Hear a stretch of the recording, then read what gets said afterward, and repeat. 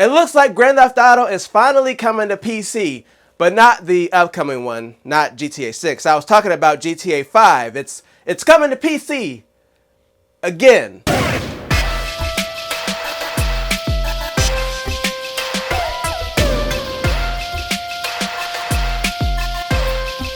It's Sunday, so let's get sensational.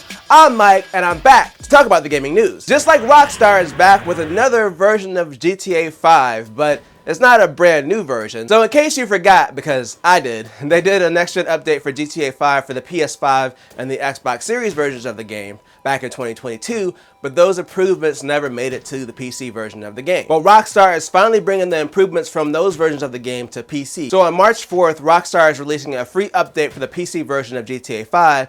It's going to include things like FSR and DLSS for upscaling support, ray tracing, direct storage support, so basically you get faster load times if you have an NVMe SSD.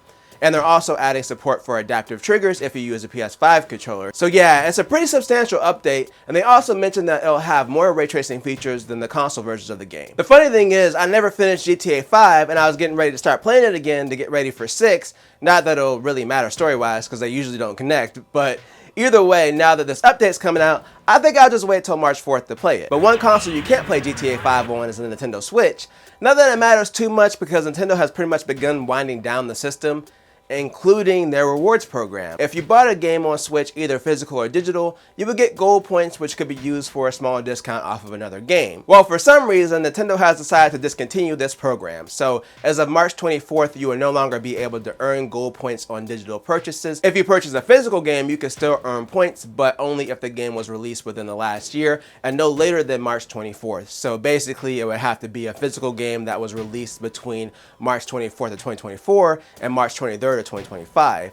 Gold points could also be earned by shopping at their store in New York, and that's also going away on the 24th as well. Now, Nintendo didn't give a specific reason as to why they're doing away with the program, but speculation from all the articles I looked at, they basically think that it has something to do with the Switch 2 launch, and maybe they're afraid that if they carry over the points that people will have enough to get free games, which I could see why they wouldn't want that, but also these points you can only get from buying Nintendo stuff, so it's not like those customers wouldn't have already spent a bunch of money on Nintendo products in order to get like a free game or a substantial discount. Either way, that's just some speculation. They haven't said why they're getting rid of it or if they're replacing it with something new when the Switch 2 comes out, but I guess we'll possibly find out during the Switch 2 Direct on April 2nd. And maybe we'll even find out which games are coming out for the Switch 2 at a future Xbox Direct. So Xbox has decided to make a change to their presentations going forward. Usually if there's an Xbox or a Nintendo Direct or a State of Play from Sony,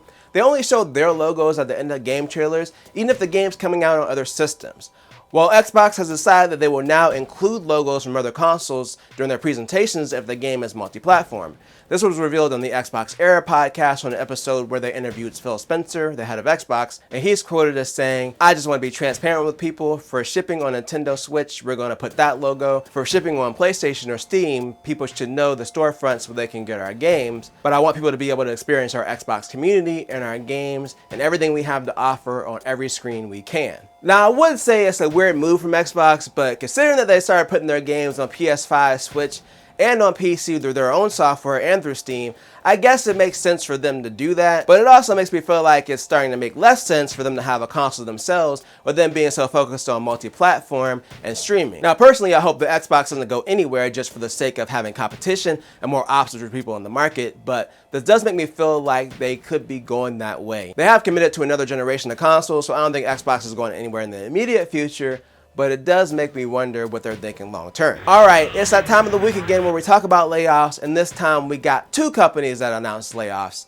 So let's start with Netflix. So Netflix bought Night School Studio back in 2021 when they were heavily spending to build their gaming division. Prior to the Netflix acquisition, Night School Studio is best known for the game Oxenfree, and they ended up releasing Oxenfree 2: The Lost Signals under Netflix in 2023.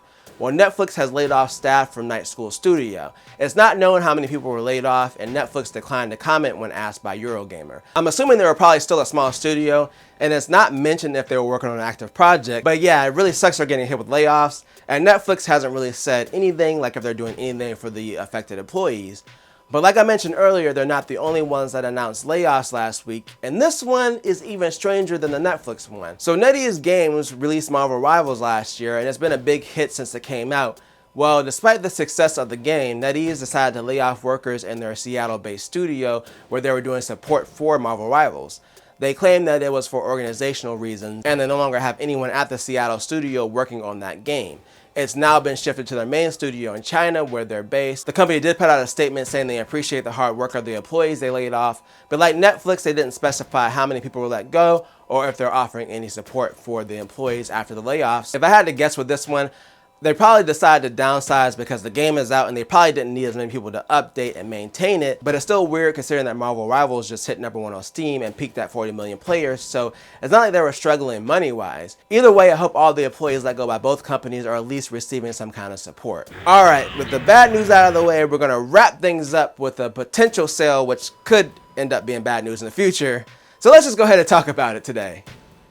In a final story. So if you're like me, you probably got swept up in the Pokemon Go craze back when it launched in 2016, which was 9 years ago. I'm old. Anyway, it's still popular to this day, and it was a big hit for Niantic, the company that made the game. Well, it looks like they may be trying to get out of the gaming business altogether. It's rumored that Niantic is trying to sell its gaming business and that they already have an interested buyer. It's rumored that they may be selling it to Scopely, the creators of Monopoly Go, for $3.5 billion. This would include Pokemon Go, of course, but it would also include their Pikmin mobile game and their Monster Hunter mobile game as well. If this rumor is true, then the deal could happen in the next few weeks. Of course, Niantic hasn't commented on this, but there are some fans concerned about the future of Pokemon Go under Scopely. Some of their games have been known to push monetization really hard, so some of the players are afraid that may happen with Pokemon Go if they're sold to that company.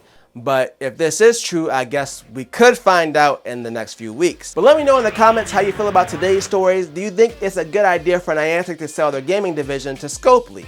Again, let me know down below. And if you enjoyed this video, then make sure to tell a friend, tell a coworker, like, share, subscribe, and hit that bell notification button thing wherever it is to be notified when I drop a video or live stream. And always do at least 2 things at the same time.